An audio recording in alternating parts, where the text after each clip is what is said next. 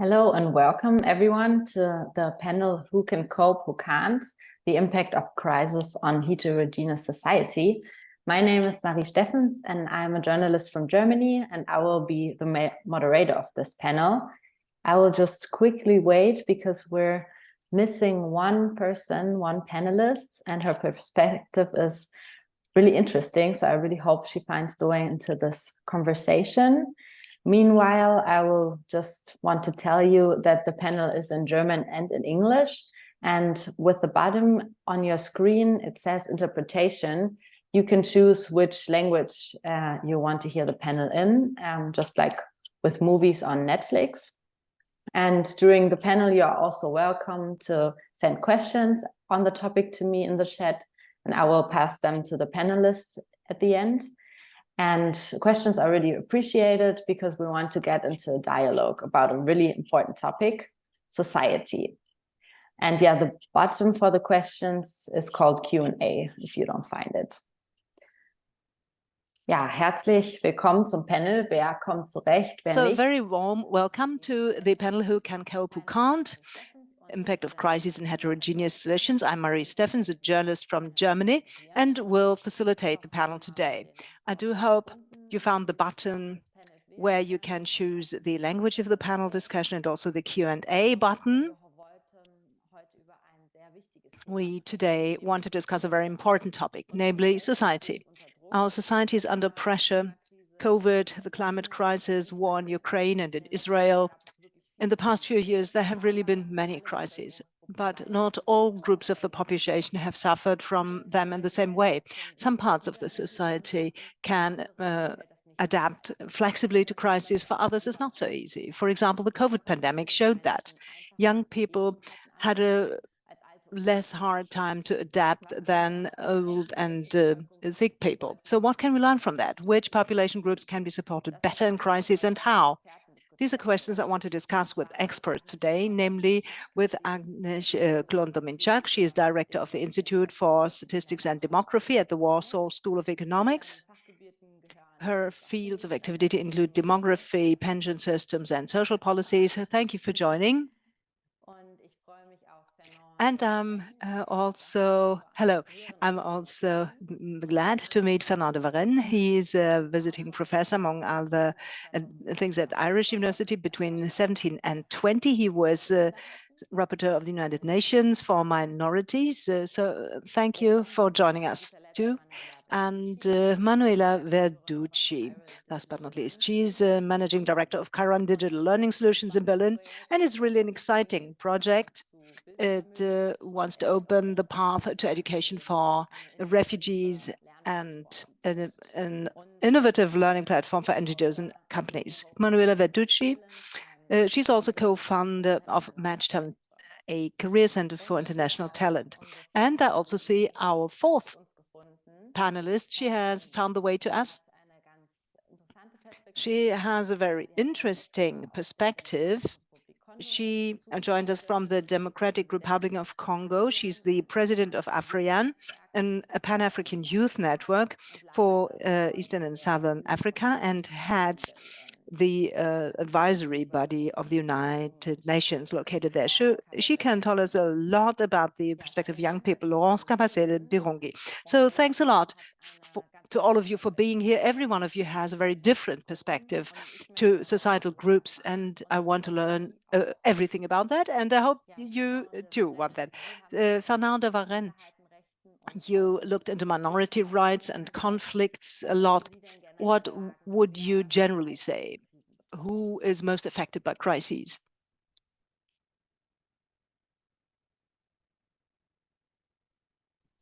Vielen Dank, Marie. Guten Tag. Thank you so much, Marie, and good afternoon to everyone. I will change the interpretation for a moment. Here you go. Thank you. First of all, it's a pleasure and an honor to be part of the Berlin Demography Days and this very distinguished panel. We have to realize that not everyone is affected by crisis in the same way. There are particular groups that are vulnerable. We could think of women in many situations, but also indigenous peoples and minorities. So I think we have to keep in mind that even in the case of a the COVID pandemic. The COVID virus itself may be blind to ethnicity or religion, but the government measures and policies were not neutral during the pandemic quite often. And particularly in relation to minorities or indigenous people, there were situations, and there have been situations, where some groups did not always receive information in their own language, for example, in how to protect themselves or how to combat the pandemic. It also occurred that indigenous peoples and minorities particularly were at the receiving end of hate speech and even, in fact, accusations of spreading the virus. And they, at the same time, could face structural or other barriers in accessing vaccines or even hospitals or clinics and other healthcare measures. So I think what we have to keep in mind and remember is that there are minority communities and indigenous people which do not always have access to water or medical clinics, which means that often if we're not aware of these obstacles or barriers, they will be denied the basic tools to protect themselves and their families against the virus. And there's also the situation where you had, unfortunately, the phenomenon of some political leaders that instrumentalized the pandemic and even scapegoated minorities for their own political agendas. And really, in some parts of the world, we had the most unfortunate situation where some governments use security and other measures to prevent the spread of COVID-19 by imposing restrictions on minorities or indigenous peoples in ways that were disproportionate and even biased, and which they did not do to, for example, to members of the majority. And I'll give one quick example, and we can continue talking about this. Some of you might remember that in Bulgaria, there were Roma communities who were sprayed with disinfectant from airplanes, from crop dusting airplanes, as the coronavirus was spreading in that country. This only happened to Roma communities.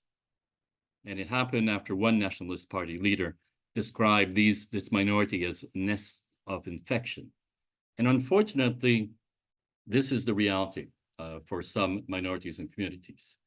Measures to address crisis are not always done equally towards all communities, and sometimes there may be discriminatory and even biased approaches in relation to particular minorities or indigenous peoples.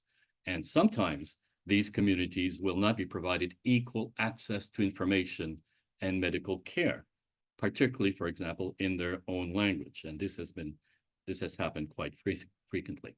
So in all situations of crisis, we have to understand that we have to respond.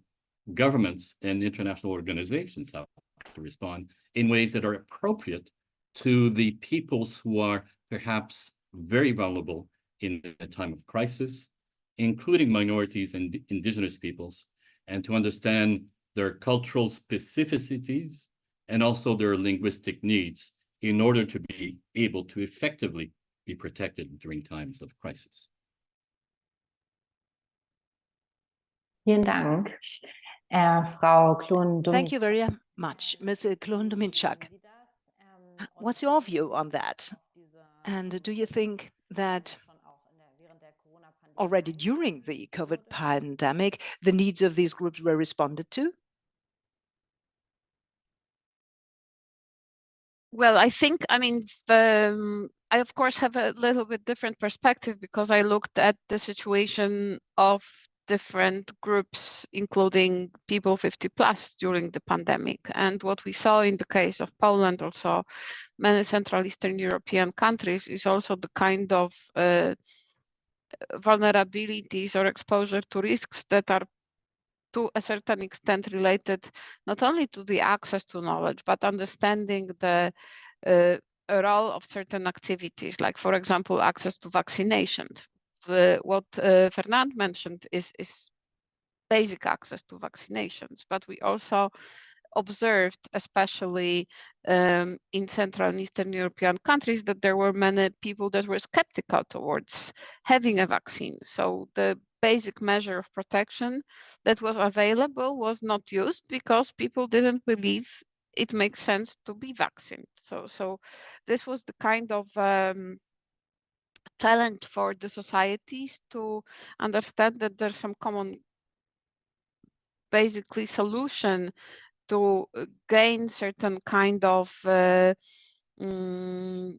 let's say resilience and towards the COVID itself. And we also saw that there were a lot of people, again, especially in our region, that because of the COVID, but also because of lack of access to healthcare that was limited due to the limitations introduced by the government, faced very serious health problems or even excess death. So the death that could have potentially be avoided if the times were normal. So we do observe that many vulnerabilities appeared during the pandemic that were related to either beliefs of individuals or opinions, lack of access to benefits, lack of the government policies or insufficient government policies, but also consequences of many years of lagging behind to a smaller or a larger extent. And those people were particularly vulnerable. What we see that those that are well educated, aware, basically weathered through the crisis relatively easily. Those that are vulnerable, and this vulnerability can start from the very early age, being a part of the, being brought up in a deprived environment, that can lead to a vulnerability also at a later age that, especially in the time of crisis, appears. So it is very important to understand what leads to vulnerabilities and try to somehow counteract it as early as possible. And how is it possible to counter-react in this crisis to include also different people? Well, I think it's very important to, and that's, I think, what happens right now when we look at various strands of research, is to understand how to build resilience against the crisis, because crises will happen. And we do observe that they are more and more frequent. So especially with this kind of a perspective, it is important to think what kind of activities of the policies can help people be stronger and societies be stronger. So that, for example, includes earlier access to education, building human capital. We saw that people that were well educated were more resilient and suffered the crisis relatively easily. It is also designing policies that protect people against certain risks or help them to go through the risk, like, for example, job loss, various kinds of instruments that helped people to retain their jobs or maintain certain level of income. They were also important so that the sort of consequences of the anti-pandemic measures, for example, or the consequences of the crisis could be easier for them. Lorence, Kabasele, Birungi, Sie vertreten ja junge Menschen. Lorence, Kabasele, Birungi, you represent young people in several parts of Africa. Why is it that you decided exactly for this group? And in what way does it suffer, this group? And how does it respond under a crisis, perhaps also the COVID pandemic?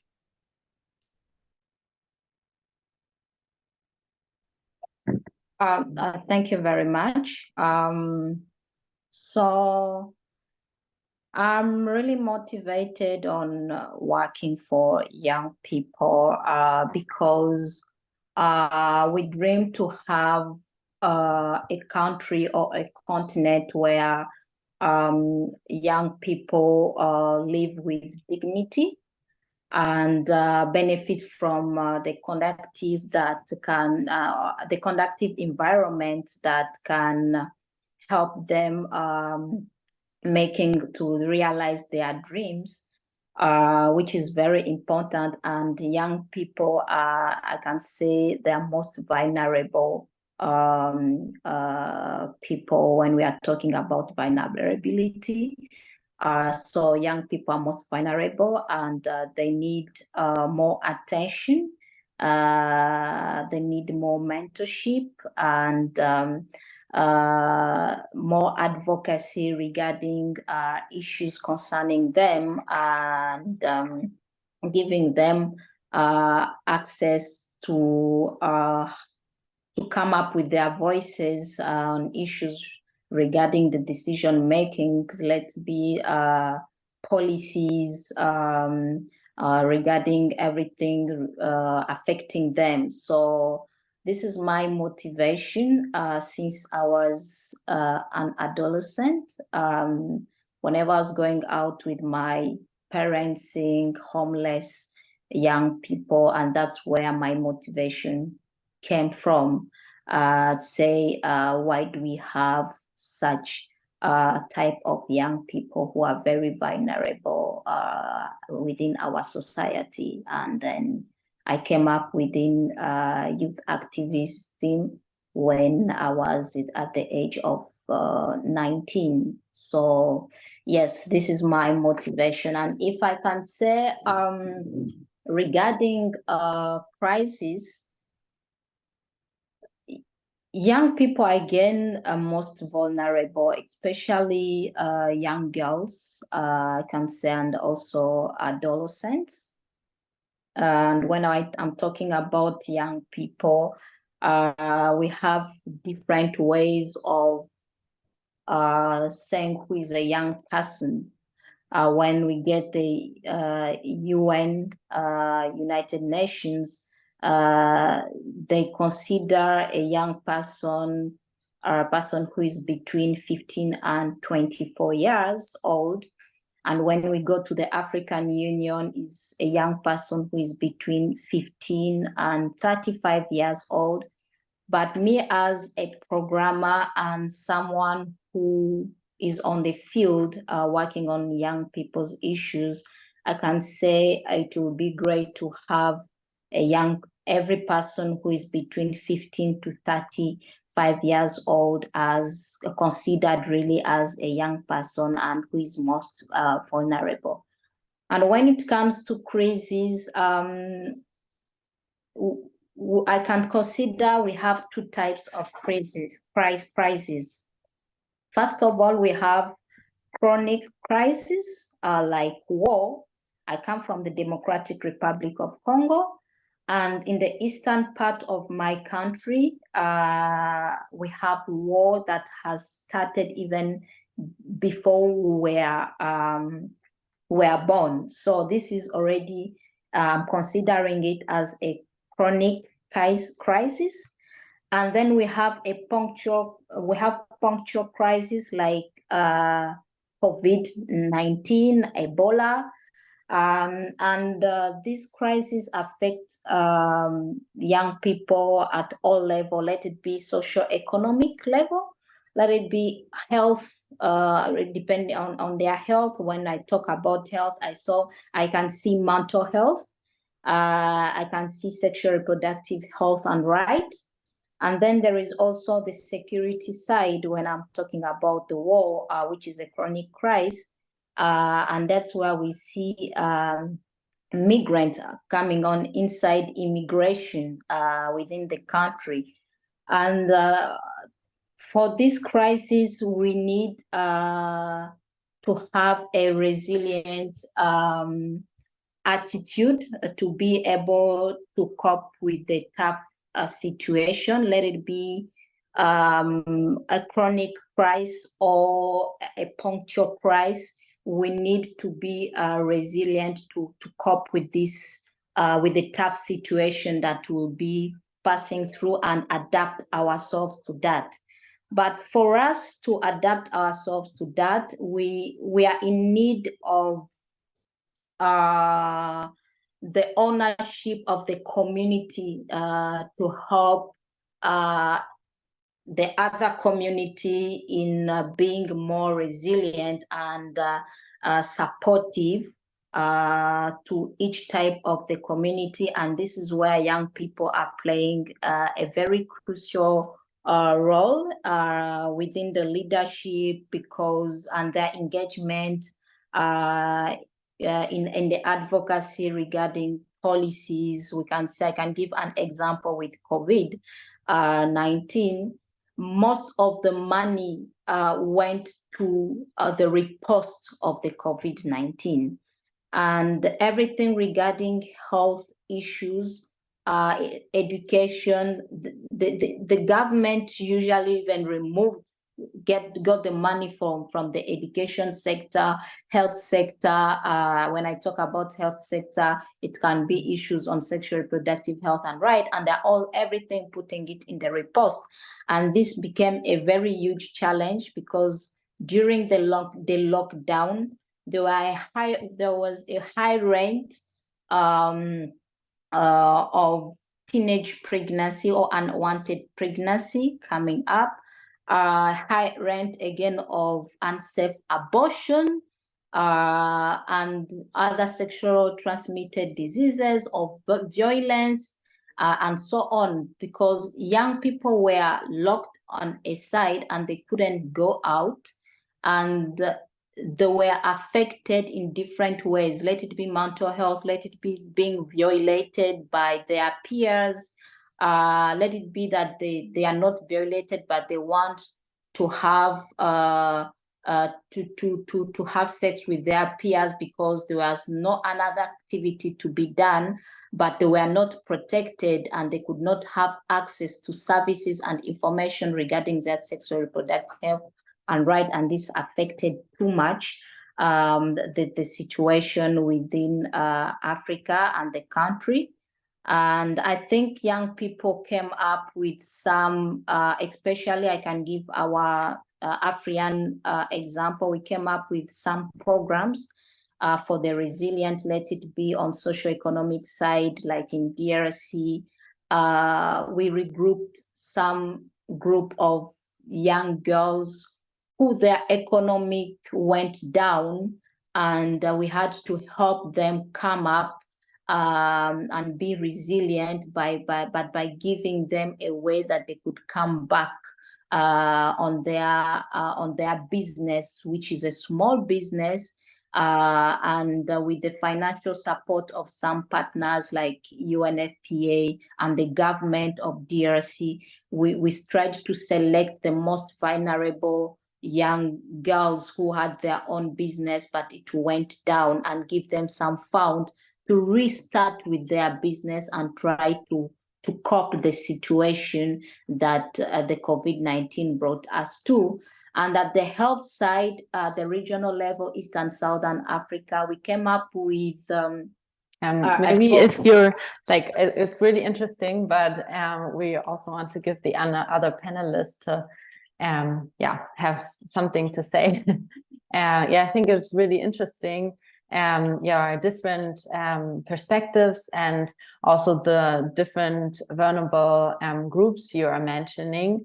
Maybe Mr. Fernand de Varennes, how do you think the politics can kind of react on this? How can these groups, I mean, this are really different groups, and really different strategies have to be involved to react on this. How can politics take this into consideration? Thank you very much, Mavi. I think what is important to keep in mind is that it is strategies to address crisis, whether it is a health crisis or any other kind of crisis. The strategies and policies have to be adapted to the communities that are most vulnerable or affected, depending on the situation. And that may mean, for example, to take measures to ensure that addressing measures to address these crises are tailored to the particular vulnerability or problems of access of the vulnerable groups, be they young people, women, or minorities or indigenous people. In some cases, therefore, that requires being able to communicate effectively in order to protect these vulnerable groups. in a way, what Lorence was referring to was how to more effectively also reach young people. This also applies, in a sense, more generally to vulnerable communities where states must be aware that one size does not fit all. And particularly when it comes to information and communication, to reach effectively, whether they are young people, women or other communities, or groups of older persons, and minorities with different languages, it is necessary to actually have communication and information strategies that are effective and adapted to those particular communities that face specific barriers, as Agnieszka and Lorence referred to earlier. And I must point out that this does not always happen. We have situations, for example, that in Uganda, during the various measures to address the SIDA, the pandemic also problems, there was information that was only provided in English by international organizations and the government of Uganda. That's not effective to reach communities who are not fluent in the English language. So a much more effective campaign to address the AIDS pandemic was to actually use the local languages in order to communicate effectively and protect them in the end, and ensure access to services. To give an example, in Europe, we had a situation in Latvia where brochures that explained to women the dangers of breast cancer and how they could take steps to protect themselves were actually destroyed by the government because these brochures were in the Russian language, a minority language, and not the official language of the country. That is a disastrous approach to addressing health crisis.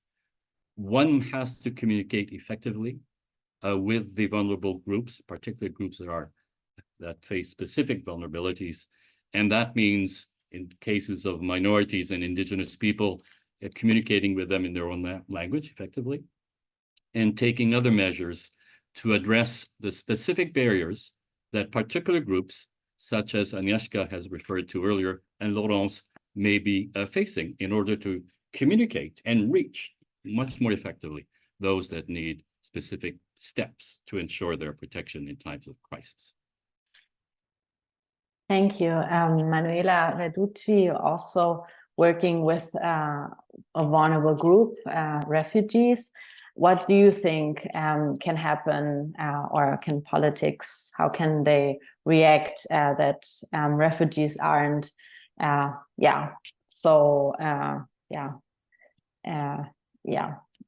in crises,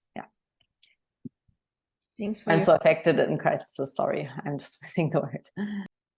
Thank you, Marie, for your question. I'd like to. Vielen Dank für die Frage. And thanks for having me, by the way. I'm very happy to be here and participate to this discussion. I would like to touch upon what the others have been saying already, and but I will start from 2015 when there was another crisis in Germany, especially in old Europe, but in Germany, the so-called, at least, refugee crisis. And if you remember, disproportionate number of refugees was reaching Germany in an unprecedented crisis caused by the war in Syria.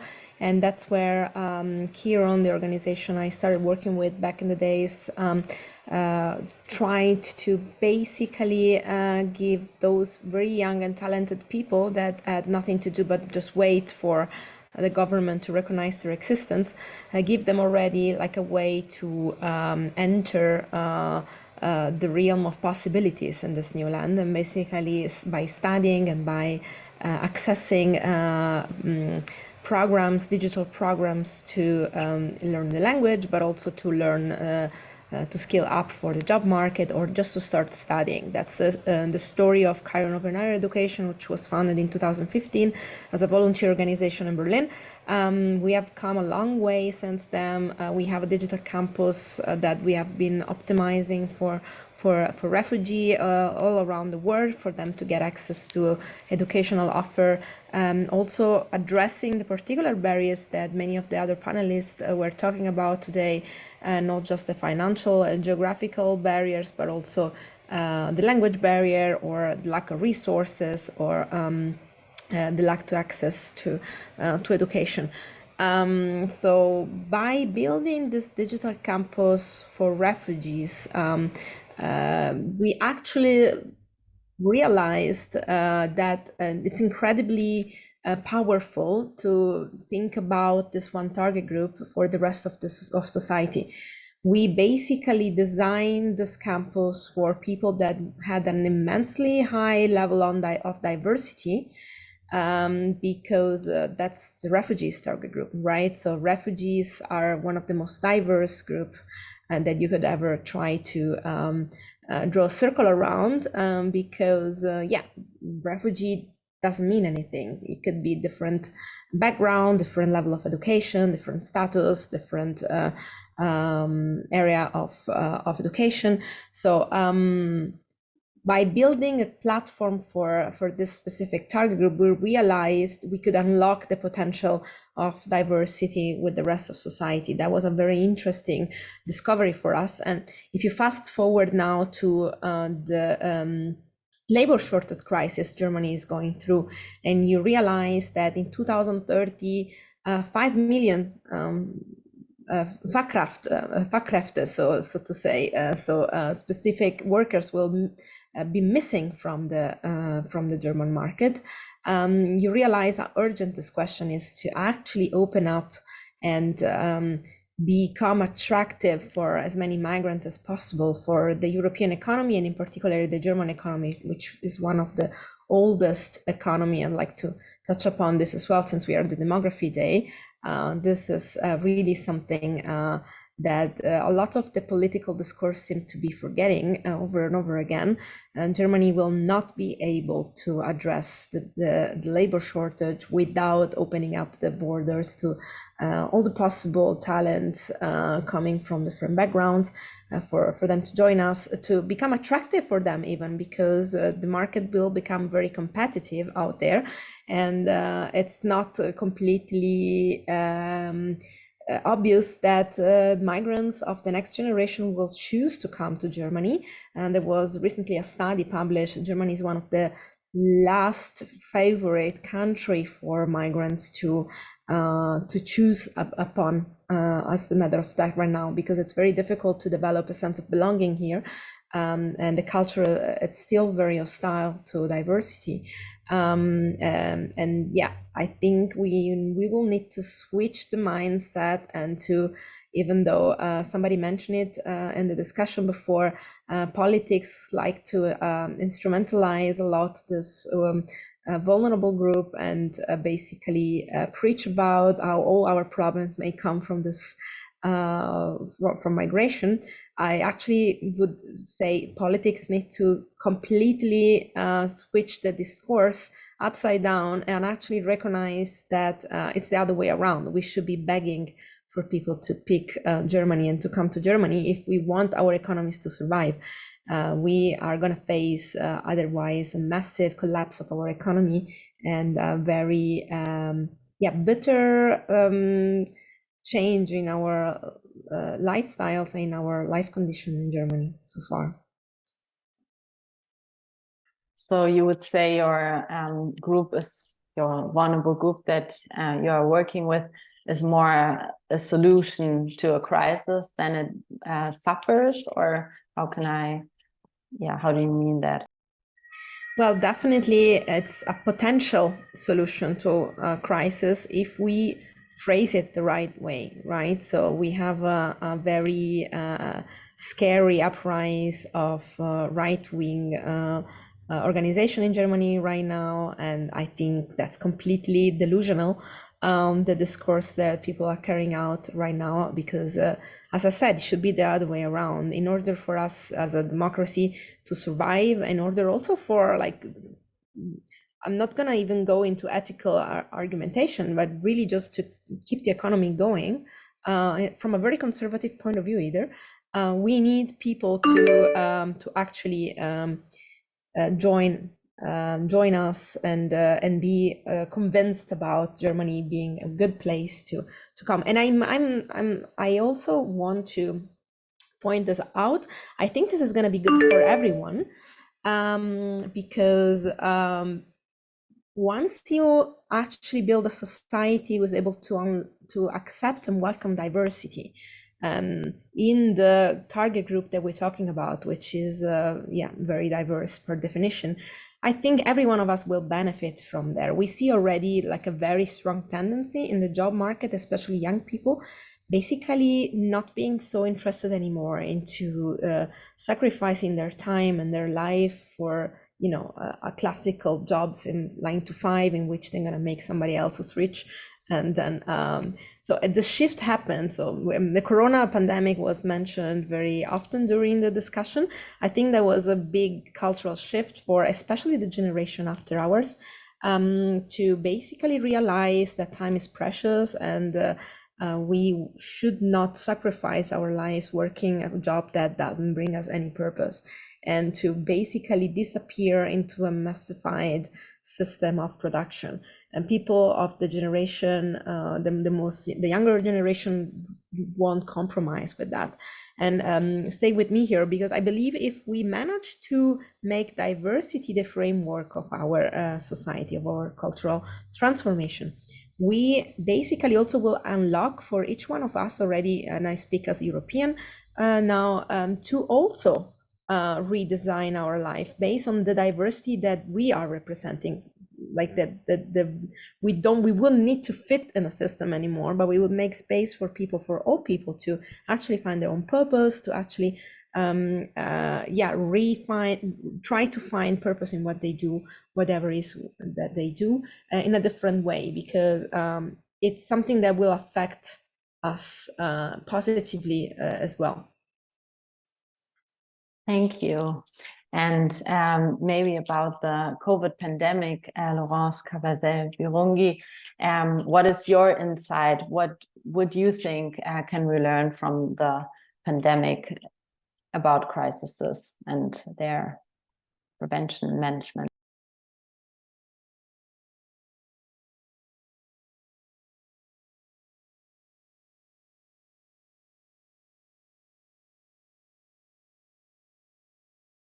Can you hear me, or? Sorry, is it possible to restart? Yeah, of course. I just wanted to know your perspective on the COVID pandemic, and what do you think, what can we learn from this, from the crisis management?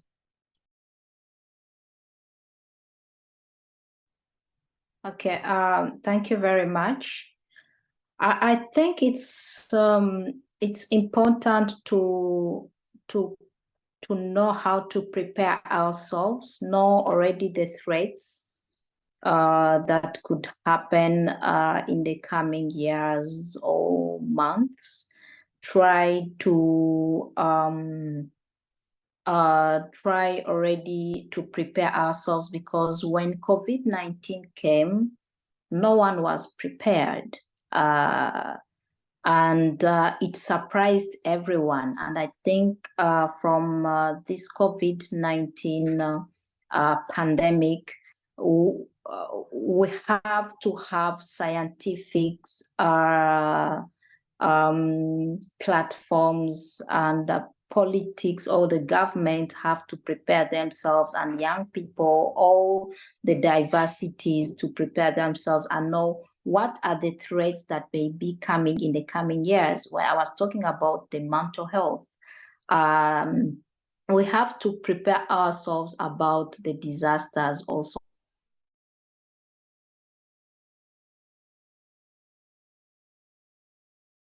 I think now we cannot hear her anymore.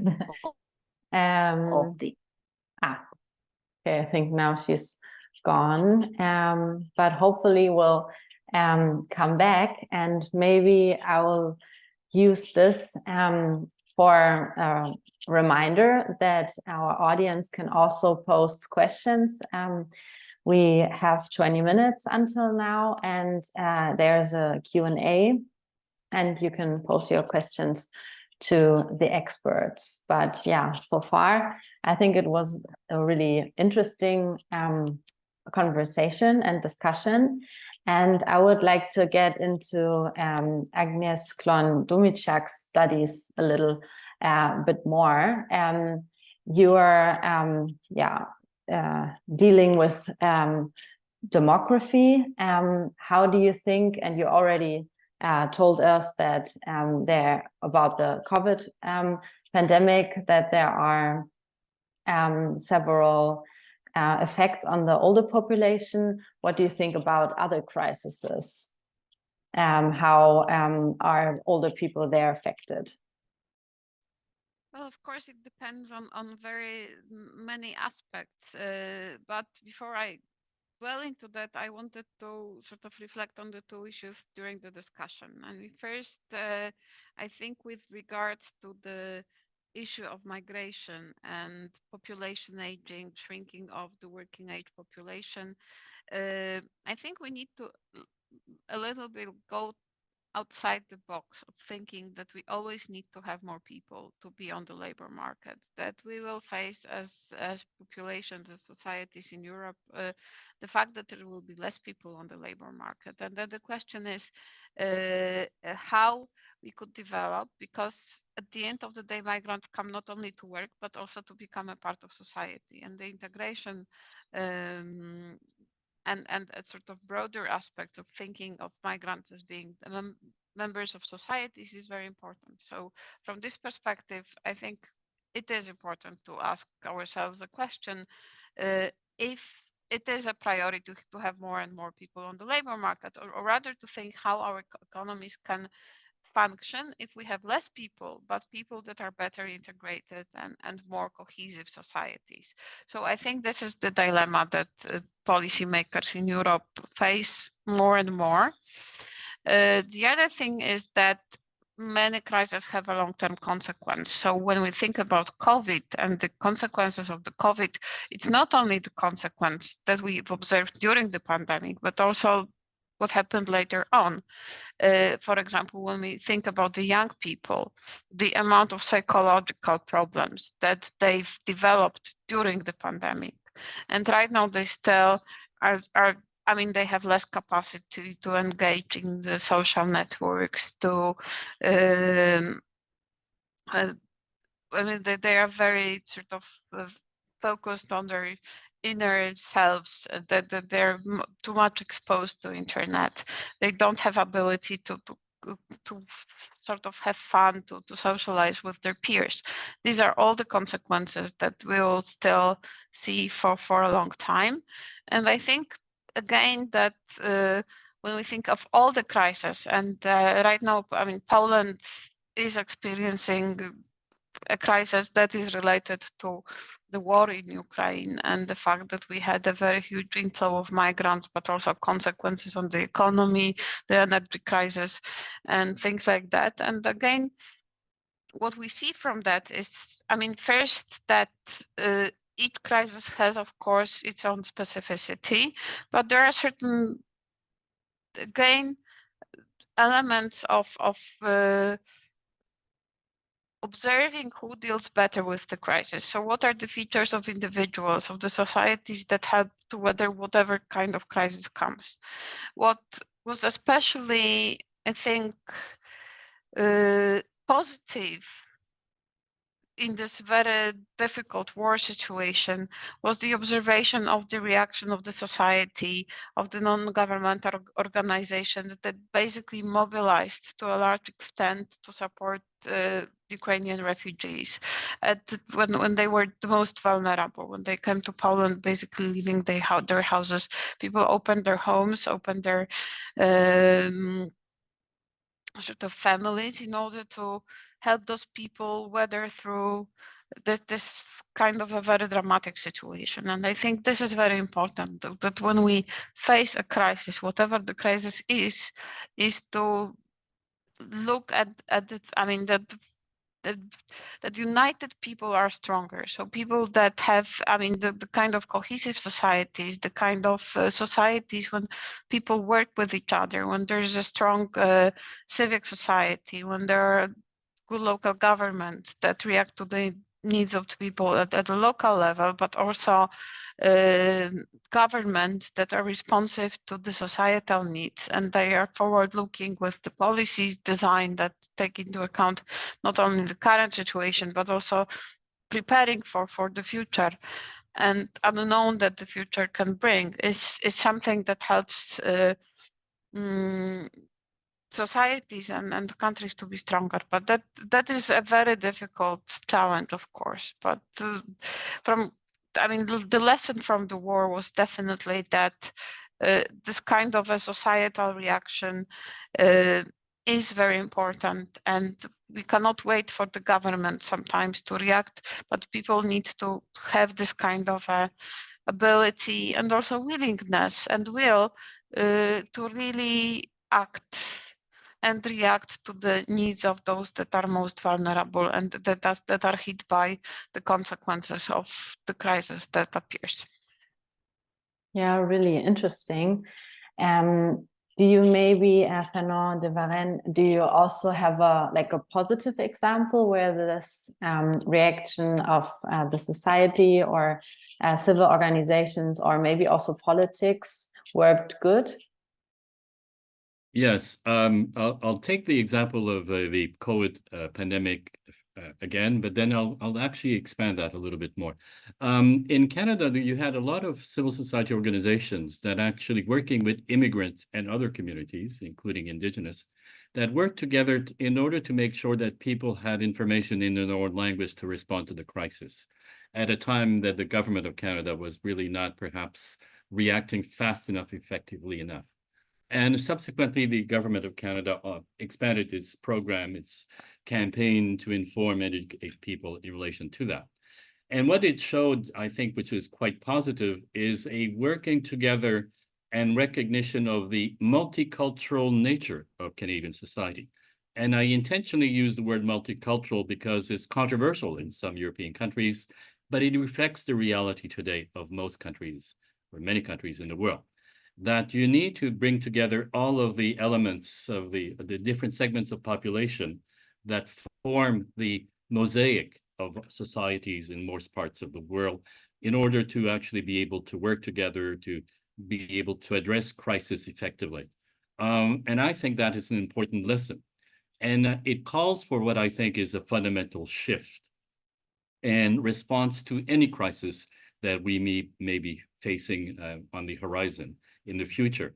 It is an approach, and it touches a little bit with some of the points raised by Manuela. It requires, I think, a kind of shift towards a much more inclusive approach by governments and members of society, an inclusive approach to the diversity, which is becoming the reality around the world more and more.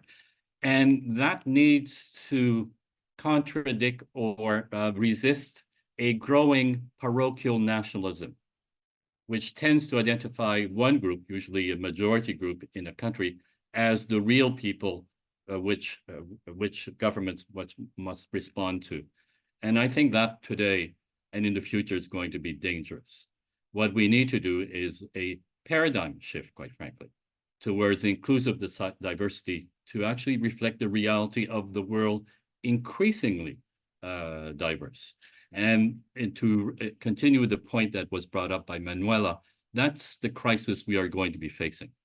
No one, very few people actually recognize or admit right now that we have more violent conflicts in the world than we've ever had since the end of the Second World War. And this is one of the driving forces at another crisis that we have. We have the largest number of displaced people in human history. I think more than 110 million displaced people last year only. It's more than double the displaced people in the Second World War. So you have these crises, and including the environmental crisis, which are going to be exerting huge amounts of pressures on borders, on societies, not only in Asia and Africa, but we're seeing it also in Europe. And I think in part because of the instability that we're seeing around the world and these crises, which have reached phenomenal, never seen before levels for at least 100 years, or even all of history, that many governments are uncertain how to respond. Some politicians are using this to raise fear and prejudice to scapegoat the others, the outsiders. And we are seeing, I think, a situation where we need a fundamental shift in how we respond, because we will have to become more diverse. There is, as Manuela said, no real other option in some countries. And this is not even admitting the crisis that we're facing in the number, the hundreds of million, more than 100 million displaced people, increasing number of refugees, pressures on national borders. And even to that, I would add the rise of inequality around the world, which we are not sufficiently talking. If you look at all of those crises, in addition to potential pandemics in the future and the environmental crisis, I think we need to have new approaches instead of parochial nationalism, ways that actually accept that we are going to have to become more diverse and that we are going to have to face these massive population changes and stresses everywhere around the world. Thank you. Thank you. Manuela, Verduci, do you want to react on this? Thanks a lot, Fernand and Marie. Yes, that was very well summed up, and I like the fact that from the demography crisis, you were extending into many other as well crises that we are gonna face, and how are they interconnected. It's a very interesting topic to bring up as well. For example, the climate crisis, which is going to generate even more displaced people around the world, increasing those very scary numbers you already gave us. What is also contributing to us not being agile enough and fast enough to implement the green transition is right now that it's a very banal fact that it's almost funny to talk about. We just don't have enough people to go and build the solar panel on top of people's houses. I'm shocked every time I'm confronted with such number. That's really acute crisis that we're having in finding just people that are qualified for new jobs, for old jobs, and this is gonna just, it's a crisis that goes in circle and reinforce themselves reiteratively, and because one crisis plays on the other in a way that actually are going to produce an effect which is not, as we are used to, linear.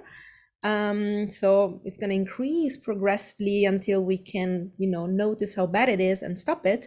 It's rather going to scale up immediately disproportionately in a way that we are going to, just wake up and be completely out of control. And I think, that's a little bit like in the film "Don't Look Up," if you know it from a couple of years ago, in which the problem was very clear. It was very, very clear what was it about, but still the power of ideology managed to convince most masses that we could still not take care of it. And that's how I see the problem of demographical crisis in Europe right now, connected to all the other crises that we're mentioning, and the inequality is one more definitely that we need to deal with, and especially under the light and the fact that Europe is losing its political center. We used to we had enough power as a continent, also because of our history of colonialism, to basically have enough economical power and economical grip on the rest of the world, that we could allow ourselves to play with outside of the rule. But I think the world balance is recentering. We have other players out there, and if we want to stop the decline, the political decline, and the centerness of our democracies, we need to align with the values that we also claim to be united by, that are completely identical and compatible with an open, welcoming society that gives everyone the same opportunities, and this everyone needs to, we need to articulate what everyone's needs, no? Everyone doesn't mean white people that live in a geographical specific area. Everyone really needs everyone, means everyone, and that needs to be developed more actively than how we have been doing so far, in my opinion. There is I'm a philosopher by my background is in philosophy, so to say. So, and we always talk in philosophy about a positive freedom.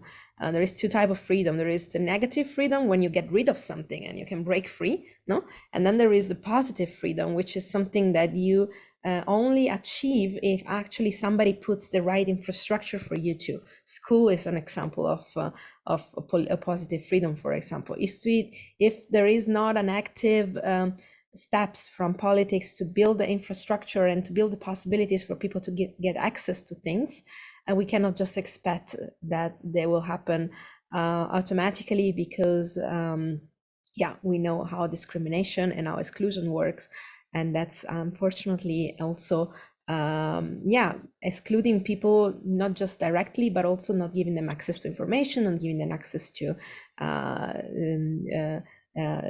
language, even, no language, to be able to understand what is going on in a society. And it's democratizing our political language, give people participation possibilities. There are not designed to be exclusive like they always often are nowadays. I think it's an important step. Okay, thank you so much.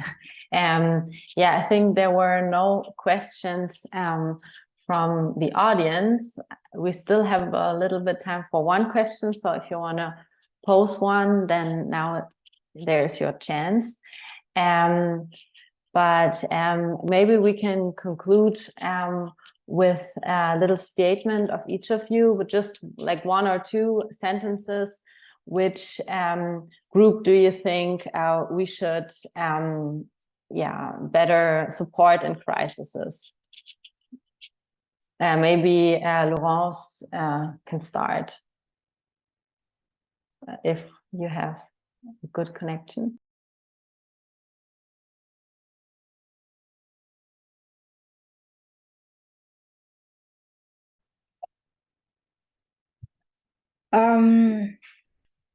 I think I'll be remaining focused on young people. We need to, I think during crisis, we need to put young people at the center on the coordination and the mobilization, or the collective youth advocacy and accountability during the crisis. How are we using the youth people to connect with their peers during the crisis and bring solutions during the different crises that we may be having in our different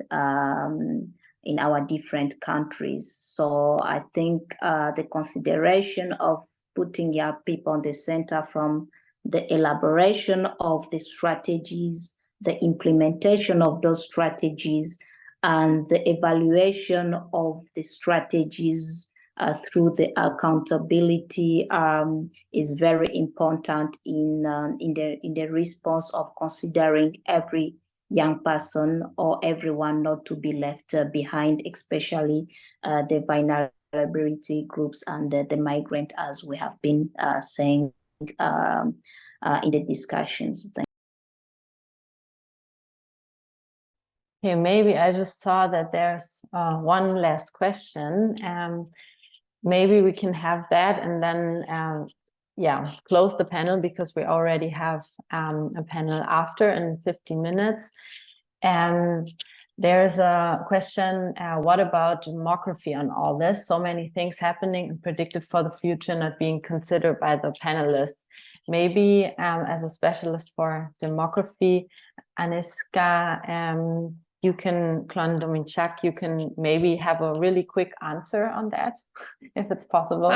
Demography is a complex combination of what happens with fertility, what happens with mortality and aging, and also what happens with migration. So I think we tackled a little bit those issues related to what happens with mortality, especially what we observed during the COVID crisis, what happens with migrations due to the different crises that very frequently are the trigger for migration. So it's very important that we understand these processes very well. Demography is a very specific development. When we look at population developments, things are not happening very quickly, but they are inevitable in a way. So I always very oppose against saying that we have, for example, a demographic crisis or a demographic tsunami, because population aging is a slow process. We do see and we project what will happen to the age structure of the population, what will happen to the size of the population. The problem is that these processes are slow enough not to be considered by every single government that usually has a very short-term perspective as being important to develop policies that prepare our societies to the demographic change that we observe. And I think that's the most important dilemma, or the most important